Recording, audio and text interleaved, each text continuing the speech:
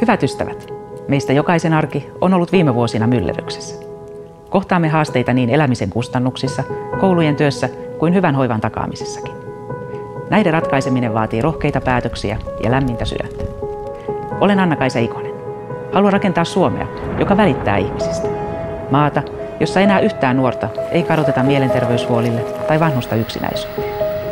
Suomen menestyksen perusta rakennetaan koulutuksella. Sitä vievät eteenpäin osaavat ihmiset ja kasvua luovat yritykset.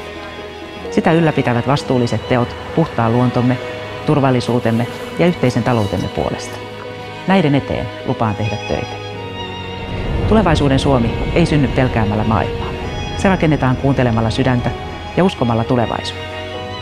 Minä uskon Suomeen, jonka tarinaa myös tulevat sukupolvet voivat kertoa ylpein. Päätetään välittää yhdessä.